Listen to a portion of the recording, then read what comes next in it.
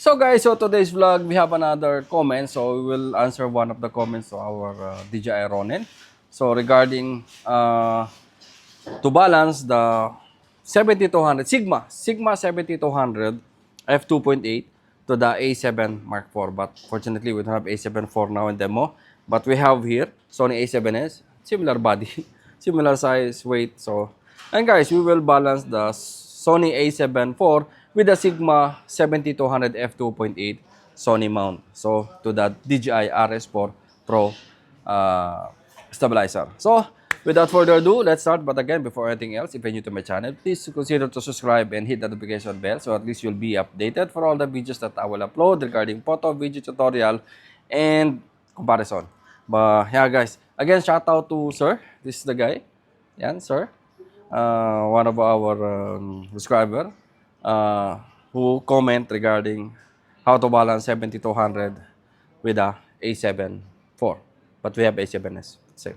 So, let's start now, guys. But first, you need to do a balancing position. Lock already. Just lock all just lock the stabilizer. You have motor 1, motor 2, and motor 3. Just make it lock. And you see the color from the Sigma 7200.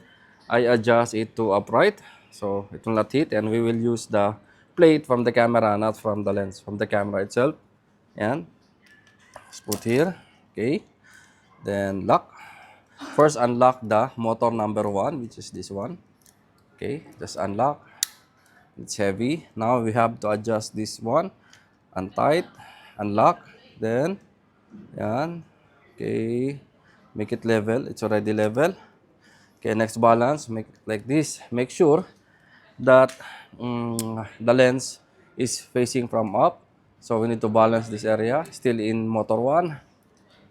Yan. Okay. Yan. So, make sure that it's pointing from up, the lens. Okay. Now, go back from here and we need to make balance again. Level. So, unlock. Little by little. So, now it's balanced. The motor A, it's already, or motor 1 or motor A is already balanced. See? When you make pointing the camera, it's not moving from up, from down. So, it's fine. Next motor is this motor B. So, unlock this motor and let's try to balance. Make sure that this is level. Okay. And then done. Now it's already balanced. Okay. Now it's balanced. Now the last is motor 3. Yeah, make sure it's heavy. So it's fine. Not need to balance a lot. For the motor 3, just try to turn on. Make sure if this is green, the icon, camera icon is green, meaning you have a perfect balance motor or camera. So, yan. It's already green. I hope you can see that it's green. It's level green.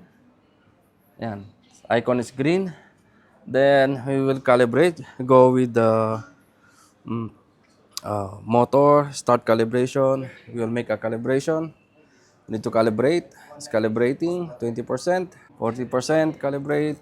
100% calibrate. So, yan. You have gimbal calibration complete. So, you can start now. This is your camera. See? We will try the mode, last mode, FPF, then the 3D roll. So, guys, this is the 3D roll. See, it's perfect with the 3D roll. 7200 and A7S. Similar size with the A7 IV. Yeah, that's it, guys. So, yan, shout out to Sir who did a comment from us. This is his comment. And yeah, you can use the camera with the lens Sigma 7200 to A7 IV or A7S or A7R4. So yan, guys, or A7 IV. So yan.